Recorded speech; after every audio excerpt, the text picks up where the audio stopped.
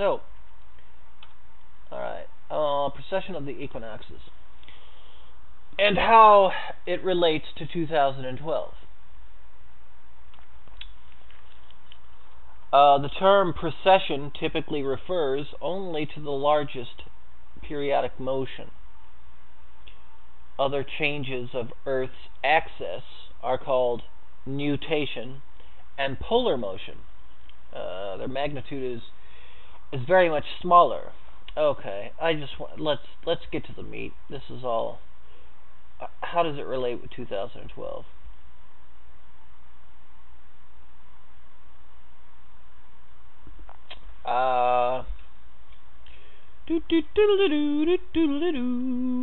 Okay, and then it goes into the discovery of precession. So how does it relate to 2012? Later studies, changing pulsars. Yeah, I mean, basically, I don't. Okay, honestly, from what I'm gathering, I mean, I think this whole precession of the equinoxes thing might actually be a stretch, just to give 2012 more validity, from what I gathered. I mean, I tried to actually do real research on this, and yeah, I mean, it's looking like, okay, all the precession of the equinoxes, all that means is that the Earth in its rotation, it doesn't rotate it doesn't rotate like a top when you first spin it. The Earth rotates like a top after it starts slowing down a little bit. It sort of wobbles a little bit. That's all the precession of the equinoxes is. So this notion of linking up the precession of the equinoxes with 2012, I don't get it. As a matter of fact, I think it's pretty much bullshit. But is that reason to dismiss 2012 altogether? I don't think so. I think some people try to link up astrophysics with 2012 where they don't belong. There's enough actual weird scientific astrophysics stuff that's happening around 2012 to where we don't need to throw in bullshit. And I think that's the precession of the equinoxes is bullshit. So, I mean, it's not bullshit. It actually happens. The Earth does wobble on its axis. But to somehow link this up with 2012 is, I don't know, it's a stretch, and it discredits the whole movement, or the whole notion of 2012. So, sorry everyone. How about this? Yeah, and furthermore, man, I'm starting to get mad again already. It was like the other night when I was talking about mind control. There's so much goddamn disinfo out there. It makes you fucking pissed. Like, for example, the recent 2012 movie serves to alert a targeted 140 million people in case they too have all. I mean, people like really buy into all this crap. Unfortunately, however, the movie. Okay, all right, I got to agree with this. Unfortunately, however, the movie does a disservice. Because it distorts the message of this ancient prophecy by associating it with fear and destruction. Come on, man. Look, New Agers, I don't know, man. I just, sometimes all this peace and love crap is like, I mean, look, I'm not saying be scared. I mean, I'm not saying that at all. I'm saying the world is a weird, wild place, man. It's like an amusement park ride. It's scary. Crazy shit happens. But, I mean, it's not supposed to be all, the world isn't supposed to be covered by foam padding. It's exciting, man. That's what fear is good. Fear and excitement are good. This notion that we're all supposed to always be mellow and going, oh, don't get excited or angry. Oh, don't get excited. That might mean you're an aggressive male. Take some Prozac. The 2012 date, indeed, marks the completion of this world age cycle. Rather than something to fear, hey man, I say fear. Get excited. Enjoy it. Enjoy the fear. Enjoy the excitement. Holy Christ, what have we turned into? We can't even enjoy getting excited anymore, or have you guys ever wanted to do anything that was dangerous just for the sheer rush of it? I mean, fuck. We are collectively in a crossroads moment that is calling out to us to participate in our fullest capacity. We are each being summoned to bring our inspiration and empowerment to the fore. These guys act like if you don't act like a pussy whipped fucking bitch, high on fucking Prozac in the fucking corner sucking your thumb, you're not going to live through this fucking shit. I say if you don't like danger, and you don't like excitement, you don't embrace excitement, then you're the one who's going to fucking die. Okay? Together we are in a great initiation process. Alright, I can buy that. And I can buy not giving in to fear. I can buy that as well. But it's more like these guys act like not giving in to fear means you can't ever get excited or show emotion or any type of excitement or it's like, what the fuck? Together we are in a great initiation process, living in times of unprecedented challenge, transformation, and opportunity. I totally agree with that. Okay, we can agree on this. This planetary moment has never existed before as it does right now. Our human population is climbing off the charts, accelerating by the day, as is our environment. Yeah, right away. Now this is starting to tell me too, this is some kind of fucking New World Order site. It's like, oh, humanity is a plague on the earth. You should feel horrible for being human.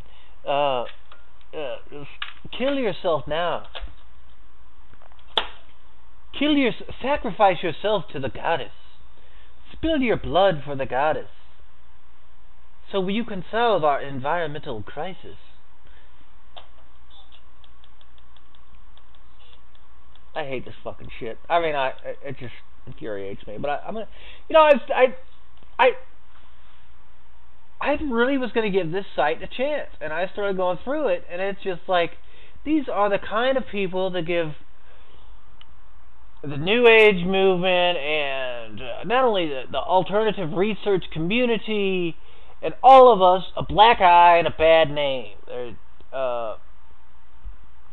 Okay, our human population is climbing off the charts, accelerating by the day as is our environmental crisis, and the vast whole system struggles of peoples worldwide, both physically and spiritually. Look, alright, look, by the UN's own reports, okay, this planet is capable of supporting 10 billion people. 10 fucking billion. We're about 6.5 billion right now. And they say at 10 billion, that's when the die-off will start. Because beyond that, that's when we got to start worrying. We're at 6.5 billion now. So, nature will start righting itself when we're at 10 billion. So,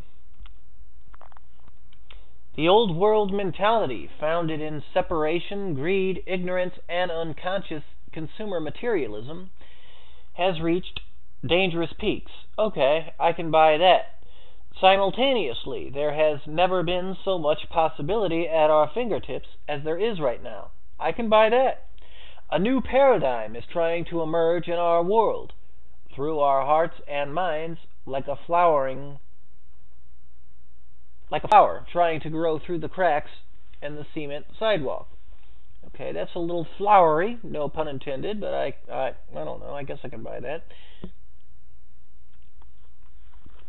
Okay, new comprehensions and new solutions are emerging in our collective journey, from new sciences to new economic models, new healing modalities, new energy technologies, new educational models, new forms of conflict resolution, etc. Okay, you're starting to go off into the United Nations. You're getting a little bit too far into UN territory for me here. These times of crises are unifying us.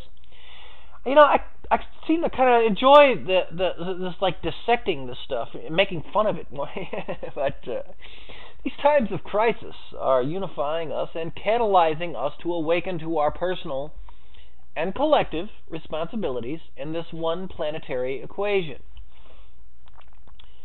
Well, yeah, one world government. You know, at some point, ladies and gentlemen, everybody acts like one world government is the fucking sin of the, universe. I mean, but at some point, I mean, especially, I mean, if we ever start reaching to the stars and we start colonizing the solar system, isn't it just, I mean, won't that just fall into line that the Earth will have like a one world government? I mean, not. It will definitely be divided into regions, but I mean, people shit on this idea of a one world government out of hand. But it seems to me, at some point in human evolution, especially if we start going out into space and colonizing different planets and whatnot, or even different dimensions for that matter, that at some point, yeah, I mean, of course it will be like a one world government split into different regions. I mean, there's a lot of one world government shit that I don't agree with, but it just seems like it's just a natural part of human evolution that it will happen at some point. I mean, am I totally retarded on this, or I don't know. I mean, especially as the world gets smaller through technology, and we're talking to people, on the other side of the world in chat rooms, and I don't get, and also, I guess I'm a big fan of Star Trek too. It's like, they don't let worlds join the Federation until they have a one world government. So I don't know, man. I mean, hey, you want to call me on this bullshit? Feel free. I mean, I welcome all conversation and debate, what have you. You want to call into the show? Shoot, I lost my switchboard window. Call into the show, ladies and gentlemen. The number is. You want to argue with me about the one world government? I mean, I am a pretty. I don't know. I pay my dues in this quote unquote movement. Let me put it that way. However, I think I seem to differ with a lot of people when it comes to, as a part of human evolution, at some point, especially as we start settling other planets, we will eventually move into a one world government here on Earth. It just seems, it seems self-evident to me. If you disagree with that and you want to raise your points, call into the show. It is 917-932-8806. Once again, that is 917-932-8806. Or, you want to, some people aren't that comfortable on the phone and they like to just drop ideas by in the chat rooms. I totally understand that. You want to do that? You just come to blogtalkradio.com/Charles Lamson and look for that chat link and come on in and drop your ideas, thoughts by there, and we'll get our chat on. So, okay, where was I? So, we're talking about one world government. I'm just saying, I mean, I'm not necessarily for the way the elite are trying to usher in this one world government.